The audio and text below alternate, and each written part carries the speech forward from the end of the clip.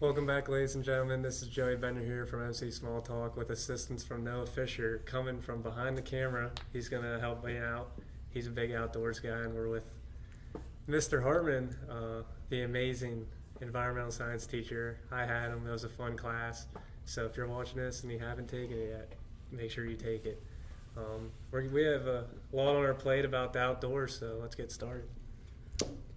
You want me to start? Yeah, Outdoor talk? All right. get out. So you, as many people might know, drove across the country this past summer using nothing but backroads. Yeah.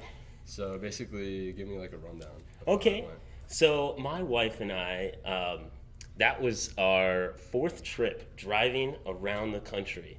And this time we decided you have to just take back roads because all highways look the exact same. You've all seen a highway, there's a Motel 8, and then there's a McDonald's and a Taco Bell. But if you get one road over, yeah, you're driving 20 miles per hour slower. There's just weird stuff, like things you've never seen that make the country what it is. So it took us about a month just to get out to California, and then we spent some time there, and about a month to get back. But it's worth it. I would say never take a highway again. Keep that in mind. What's the craziest thing you've seen, like on the back road, like an animal, like a bear? You see a lot of bears. Oh man, we see bears all the time. I mean, our first day on the trip when we left DC, we head out to Shenandoah, and we saw 3 bears on our first day on the road, like before we even got to the campground. Yeah. Bears, you see tons of wildlife, snakes, bison. And if you've never been to Yellowstone, Yellowstone's mind-blowing for you get on the back roads there, you're going to see grizzly bears, you're going to see bison, you're going to see pronghorn, you're going to see mountain goats. You're going to see like the weirdest stuff. It's all awesome. That's awesome. Probably some of the crazier stuff you see is like actually the people. Like the people are weird, I mean, I'm weird too, but like wherever you go, the people are so different, and the culture at any one place is definitely some of the weirder stuff that you're gonna see. So you mentioned going down to Shenandoah. Mm-hmm. So what's like? Give me like the route. Okay. Give me an overview of the route. Yeah, this year we so again, the goal was to stick to like cool drives. And so from DC, the whole range of the mountains, as you go down Shenandoah, then you reach the Blue Ridge Parkway from that song, West Virginia Mountain Highway. It's like, we drove the entire Blue Ridge Parkway. That is slow going because there's animals. It's just views on both sides, campgrounds the whole way. And so we have our 1-year-old with us too. So we never want to drive more than like 3-4 hours in a day. You just want to like spend more time out. Like everyone's like racing to get across country. I think like the last person there is the winner. Like just take your time. Yeah, and like so that. yeah, down Shenandoah, down the Blue Ridge Parkway, and then that takes you right to Smoky Mountains National Park. So you've already gone through 2 national parks, and then you're in Tennessee. And Tennessee is amazing. Tennessee is, they have waterfalls that are hidden and private. Like if we had that waterfall here, it would be like the biggest attraction. There'd be 700 people there every second. But there's so many of them, you can just pull off and find these beautiful waterfalls that you can go swimming under, and there's no one there, and you're wondering, how is no one here? How is no one using this? And there, it's just common to them. So we went across Tennessee, spent our time there, saw some crazy stuff. One of the most interesting things that I've ever seen is in Chattanooga, Tennessee, there is a 120-foot waterfall, 2,000 feet underground.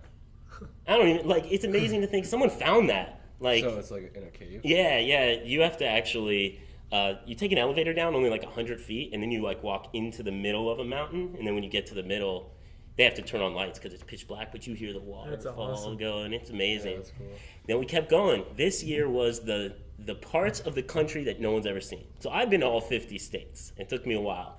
My wife is missing like 5, so we went to the seldom seen states. After Tennessee, we went into Arkansas, went into Oklahoma, New Mexico, across the panhandle of Texas. Like the parts of the country no one goes to. Like if you're going to have one trip in your life, this isn't exactly the way you would drive, but we've never been there.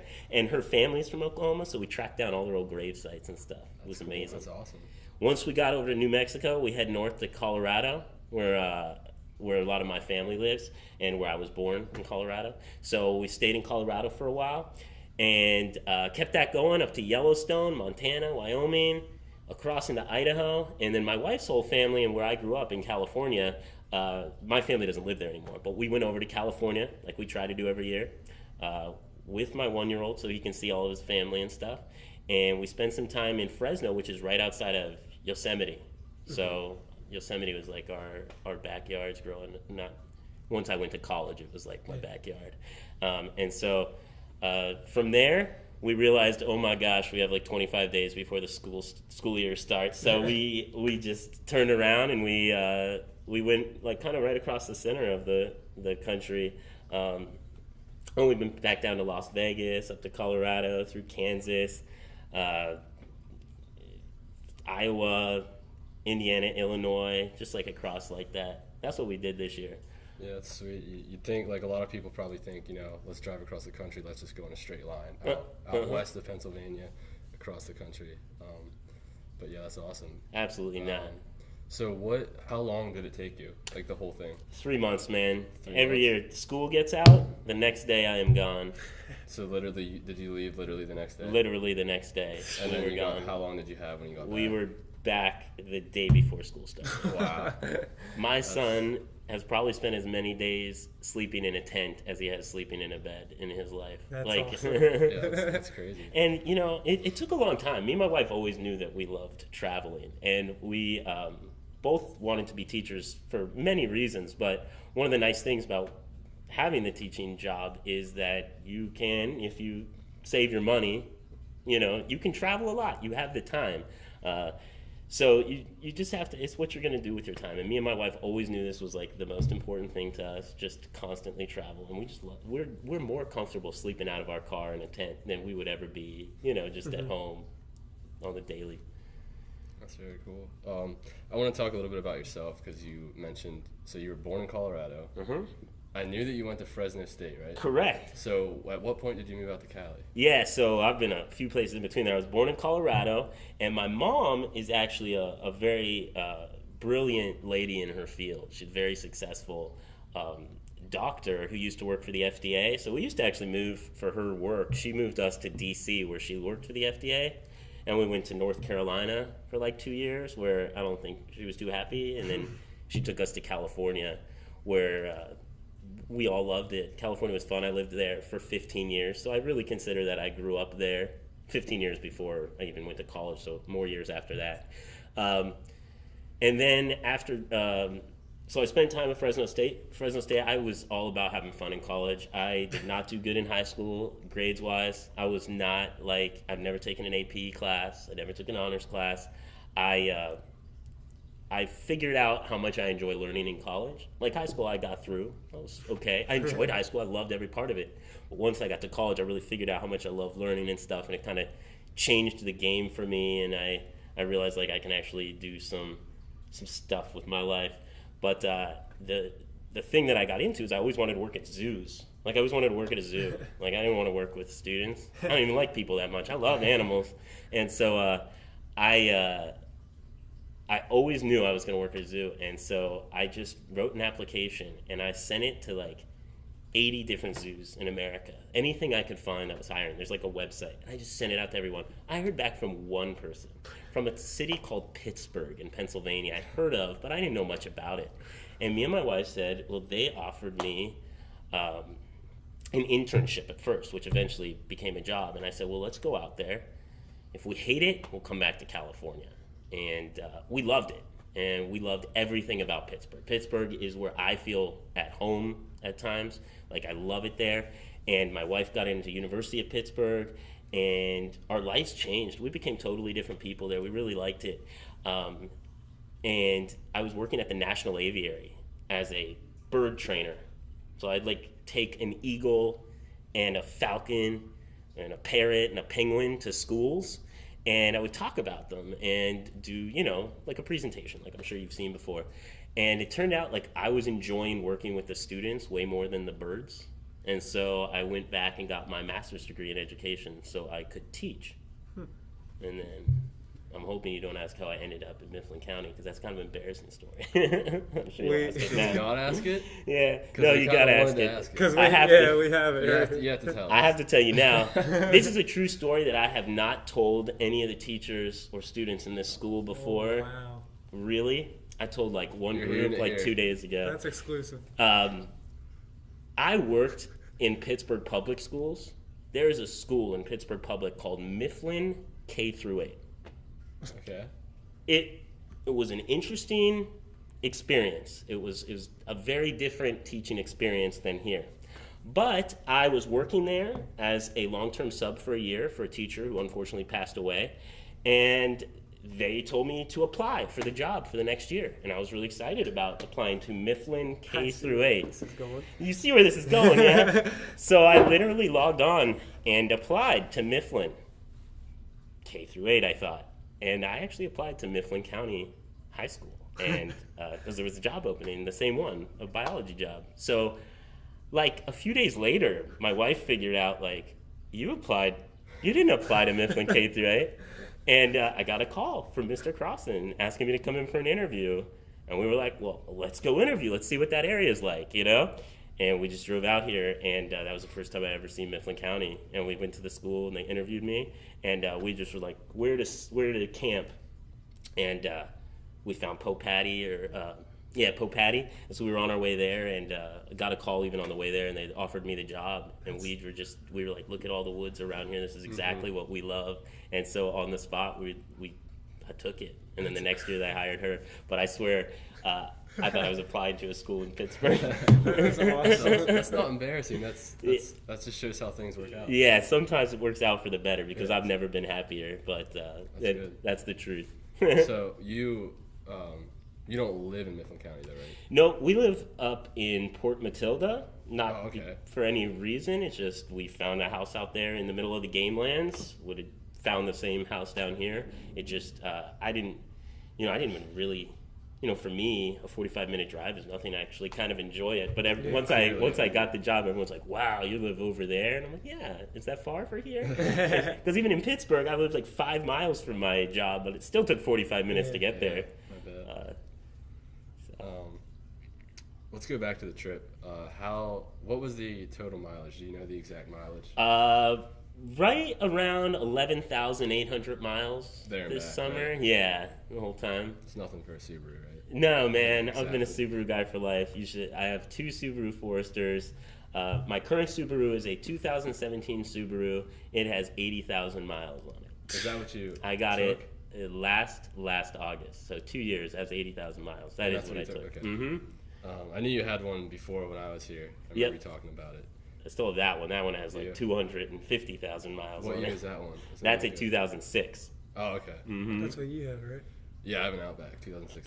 Outback's even It's nicer. it just hit 98,700 Uh-huh. on my way here. Those things run forever. Yeah. Anytime I run into someone who has our lifestyle of like staying on the road and living out of cars, if it's not an RV, they always have a Subaru. That's pretty common. So I saw some pictures that you had some modifications done to that puppy. Ah, man. In the hatch. Yeah, we tried something new. So like, there's hard parts about driving across country with a 1-year-old. I mean, there's great parts of it. I love it. I'm excited that my son gets to see the country, and he's very well balanced. And every time we drop him off at a daycare with a babysitter, they're constantly like, "Wow, he's so socialized. He's so comfortable around new people." And I'm like, "Yeah, because he's traveled so much. He's seen the country. He's met all sorts of interesting places and weird stuff." Remind me of a question real quick. The modifications. Yeah, sorry. So this year, so I was getting at that. My bad. So this year, my wife and I agreed the most annoying part is like 2 things. 1, setting up cooking stuff and taking it down. It makes your trip more expensive to stop at restaurants and get food. You want to cook, but okay, what am I going to do? Stop at 11, set up my stove, my kitchen and everything, and also changing the baby's diaper. You're going to have to do this like 10 times a day. Let's make it easier. So my wife encouraged me, and I've never really been manly with the tools and stuff, but I wanted to learn. And so I invited my dad out for a week because he's a handy guy. And we just came up with an idea to build this chuck box in the back of the car. It's like, and it opened up and it had the stove right there, so you never had to set it up and just close it. It had a fold down changing table, and if it was raining or you got somewhere too late to set up your tent, it unfolded forward and you could just sleep right in the car.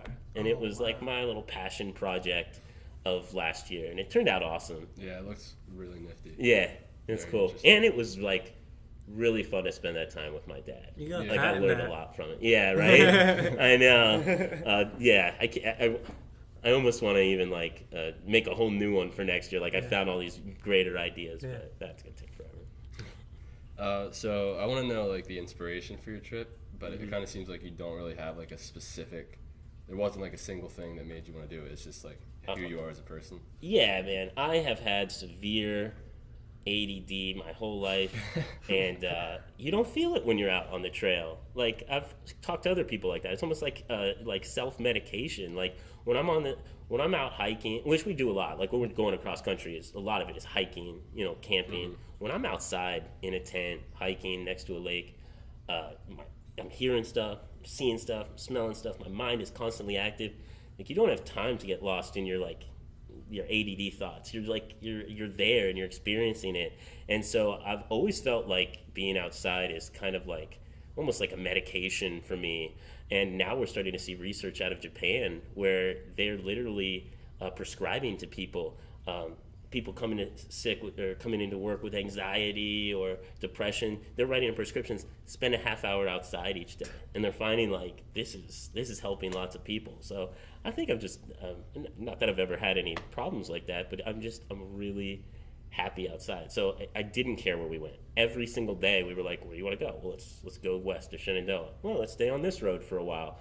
But we never knew where we were going until the next day. So, our motivation's always to see family, but we could do that by flying, So it's really just about seeing the country and becoming a more well-rounded individual. You see different people going through different stuff. Makes you appreciate what you got. So what were your biggest takeaways from the trip? Oh, yeah, certainly. I'd say one of my biggest takeaways, and this would be more than just this year, is like everywhere in the country, like if people travel to another spot in the country, they always come back saying how nice the people were there. Oh, the people in California were so nice. Oh, the people in Mifflin County were so nice. Oh, the people in New York were so nice. But when the people are there experiencing it, they don't really feel that. They're like, oh, they always think the nicer people are somewhere else. But I'm here to tell you that there are nice people everywhere. Sometimes it's different kinds of nice. Like, these people are really friendly to strangers, and this group is really good at looking out for each other. But I can tell you that there are nice, friendly people everywhere. And there's stuff to do everywhere. I can't tell you how many people, when they find I moved to Mifflin County from California, the first thing they go is, why would you do that? There's nothing to do here. I go, are you kidding? Have you been to New York a couple hours away? Have you been to D.C. a couple hours away? Have you been to Shenandoah a couple hours away? Like, we have so much around us that it's like, it's crazy. And even when I lived in Fresno, I would venture less than 10% of Fresno has been to Yosemite. Yosemite is a worldwide attraction. Millions of people come there from China, Japan every year. They spend tens of thousands of dollars to come there. And people don't drive an hour from their home. They've never been there. Yeah. And it's so like, of course you wouldn't think there's stuff to do here if you don't travel. Then once you come back, you realize there's tons to do in Mifflin County. There's tons to do in central Pennsylvania. Yeah, I like to say, like, the people in Mifflin County, it's what you make it. Mm-hmm. There's stuff there's all kinds of things you can do. You just got to go do it. And maybe you need to travel to understand those things. Because again, I don't think people are just talking about there's nothing to do. People are like, why would you move here? Well, they don't get, okay, you picture California how you picture California. But guess what? Here is nice because it's clean. You don't have garbage all over the sides of the roads. You don't have gangs. I mean, literally, we had gangs. You couldn't wear red to school in some schools. Like, it's nice. The atmosphere is very different. Everything's really accessible in Pennsylvania. I don't think people in Pennsylvania appreciate that. Yeah. Like, in California, if I wanted to go on a hike, I'm driving 2 hours, and I'm finding a spot that has, I probably have to pay to get in, especially if you want to hunt. There's, like, private lands you have to hunt. In Pennsylvania, on my way to work, I pass like I drive through the forest. I can pull over wherever I want and go on a hike, like in my backyard. It's 5 minutes away from a hike anywhere you are in central Pennsylvania. Yeah, exactly. I mean, especially, right here we have all these state parks. We have like an equal distance. Like, it's just... And it's just state forest between them. Yeah. Yeah, it's exactly. awesome. I mean, I guess it's up to you now. All Let right. me take over with the Mifflin County. Bring it. We're gonna get into some Mifflin County specialty talk now. I don't know how much you go out to eat around here, but where are your favorite restaurants? Yeah. I go where they bring me because I go to lunch with all the people here. Yeah. And like today, we went to Bing's. We go to the trolley car a lot, those kind of like Uh-huh. diners and stuff to get lunch and stuff. Like I gotta be honest, I'm not a huge drinker, but I do love breweries. And I know that Shy Bear Brewery opened. Yep. They have another brewery opening here. I'm excited to go try those out, but I gotta be honest, I haven't been there yet. I haven't spent a lot of time eating dinner down here because I live up there now. Yeah. But I can't believe you've never been to the wilderness. I know, actually, I haven't either. Really? I've never been. It's Both actually- of you guys. it's actually strange how many times that's been brought up to me in like the Yeah. last 3 days. Literally, someone at lunch today, Miss Connor, said you just got to go check out It's the a wilderness. nice drive, and Yeah. then you get some good food. Yeah, it's out near Reed's Gap where I Yeah. love to hike. Yeah. I go to Reed's Gap all the time. Mhm. That's a great spot. Do you go to Cooper's Gap ever? Uh, That's my spot. Cooper's Gap Bunch of is friends of awesome. mine. I've been there a few times. Great for mountain biking. Uh-huh. That's what I do there with friends a lot. Absolutely. My favorite spot in Mifflin County is called the Rocky Ridge Natural Area. It's part of the Standing Stone Trail. I recommend everyone get out there. It's just weird rock structures on this ridge of a mountain, and people come from all over to climb there. And people here, it's near Belleville. People here don't even realize you have I this didn't. in your backyard that Yeah. people travel to go see. It's a little 3-mile loop, and I've gone there, 10 times. Like it doesn't get old. There's all these rocks you can kind of scramble on and mess with. Beautiful views, a nice stream, and again, super accessible. Like right in your backyard here. Something like that would be, I swear it would be like sectioned off in another state as like a beautiful thing that has crowds. Here, you've never even seen another person there. Any other favorite locations in Mifflin County? Okay, besides Rocky Ridge Natural Area. Yeah. Oh, Reed's Gap. I mean, Gap. I can't get enough of Reed's Gap. Reed's Gap is beautiful. Wow, man. Where else? Oh, Jack's Creek.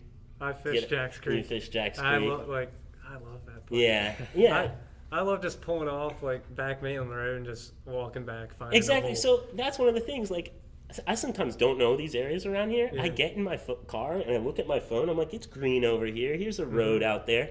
And you get there and you're just 2 minutes outside of town. You're in the middle of nowhere in the love it. woods. I love it. And Yeah. so, like, I don't even know the names of the places I go a lot Jack's of times Creek. out here. That's awesome. But yeah, the Mid-State Trail is like a dream of mine. Now, my lifestyle of hiking, like what we did the Appalachian Trail from West Virginia to Maine, is not very doable with a 1-year-old. So it's like that's another reason we've been driving around the country more, is because you can't hike as much.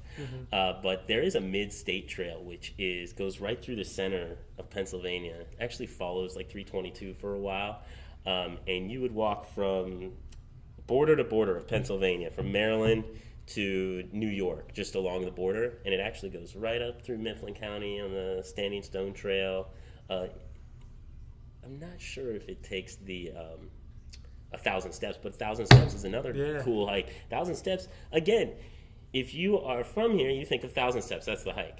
But it's nationally recognized as one of the great cool views and hikes in the nation. You can find that in Outdoor Magazine. They talk about it all the time.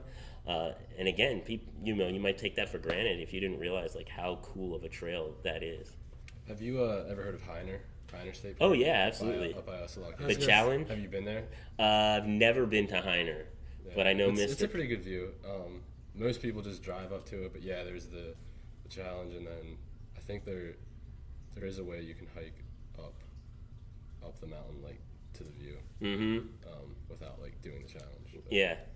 it's pretty nice. It is pretty beautiful. I'd rather do the challenge. Yeah. I love hiking to the top of places, and then you get there and there's people pulling up in their cars. It's always Yeah. depressing. I hiked the Appalachian Trail. I had gone maybe close to 1,000 miles, like 800 miles from West Virginia to Mount Washington in New Hampshire.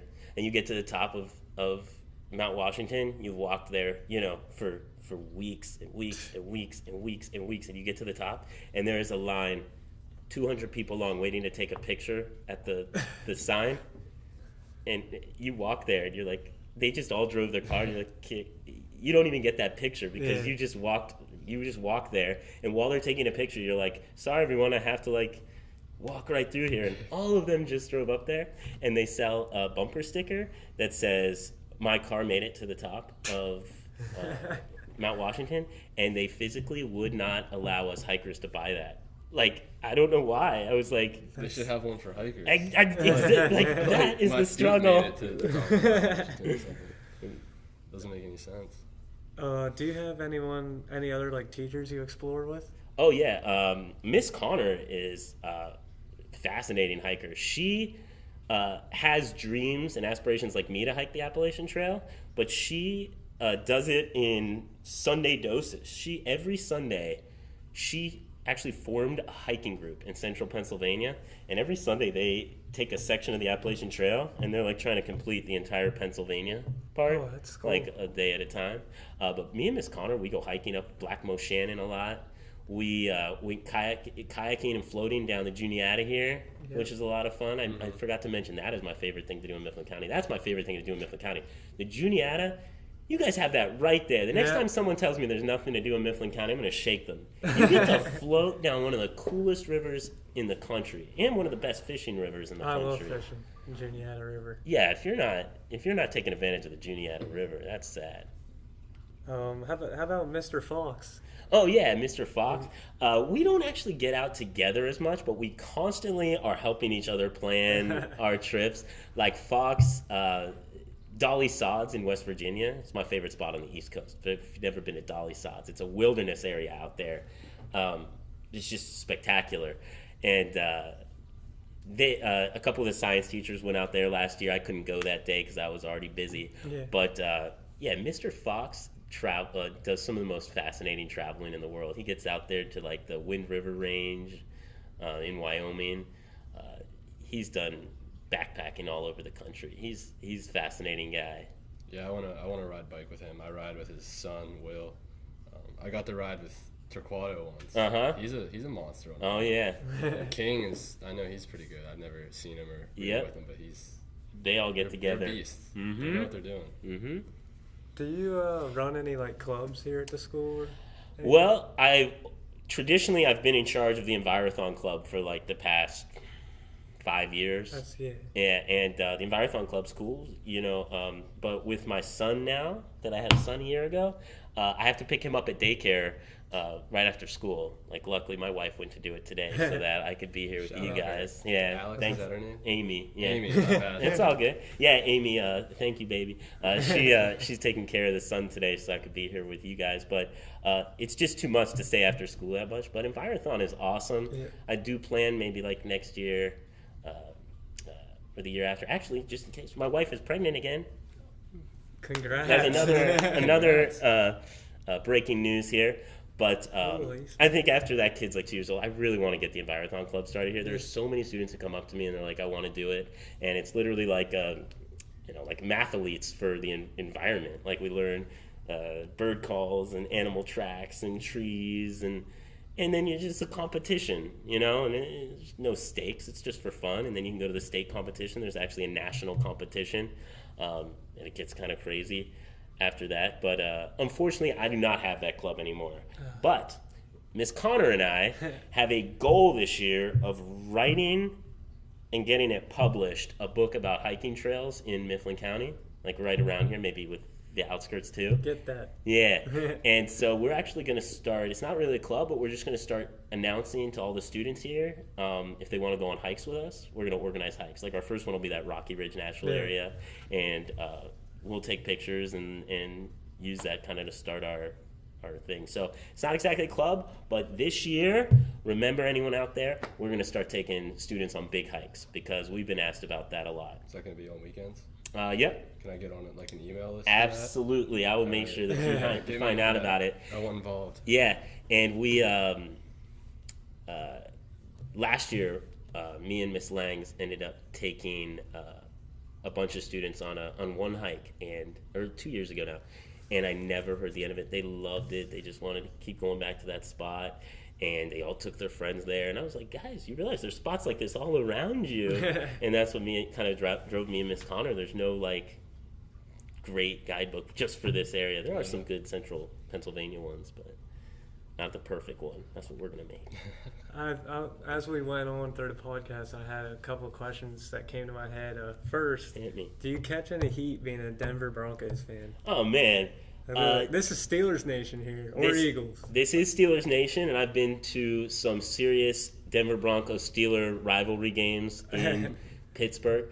I grew up in Oakland, like outside of Oakland. The Raiders, man. There's nothing anyone could do here that makes me feel bad at all for wearing Broncos gear. There, it was awful. I would never wear Broncos gear to a football game at Raiders Stadium. I once saw a 7-year-old kid walking through like the hallway at the Raiders Stadium, and he was wearing an Elway jersey.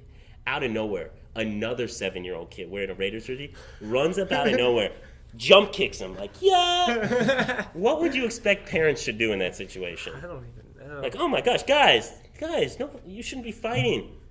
It was all out cheering. Yeah! Kick his butt! Just because he's like a Broncos fan. Yeah. And I was just like wearing no gear, and I'm just like, yeah! Like, what am I going to do? But no, it's Steelers games. Steelers fans are awesome, man. I wear Broncos gear. I tailgate with them. I've never, I'm not a rowdy guy myself. I've never experienced anything bad for being a Broncos fan here. No, I did become a Pirates and Penguins fan. I never was had too deep of allegiance to any teams there. So I love that I actually have that to share with people around here. Yeah. But it is weird now that I live right in between Philadelphia and Pittsburgh, because you don't see any Philadelphia fans here at all. They're all Pittsburgh fans. That's what I'm thinking. And last question I thought of. What was the video game we'd always talk about before class started? League of Legends? Yeah. Oh. But Fortnite actually came out since then. Have you played it? I play Fortnite all the time. Really? Man. I'm so bad.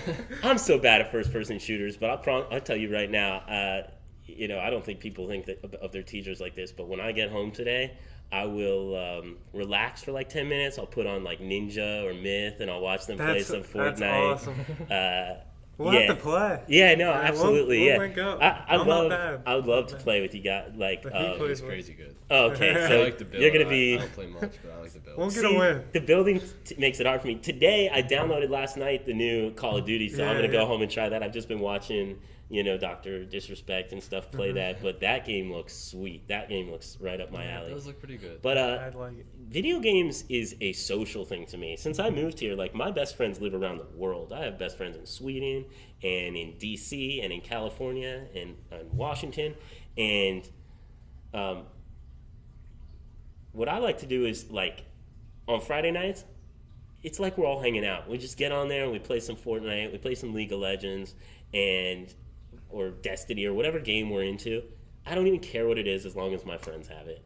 I'll play any game with them because it's just hanging out. Exactly. Seriously, Friday night after the kid goes to bed till 5 a.m. I will game, man. That's the awesome. plan for tonight. I love that. Yeah. That's all we have here at MC Small Talk. Thanks for giving us your time. Oh man, I had a great time. It was really fun. Thank you guys. Thanks a lot. Yep. Thanks.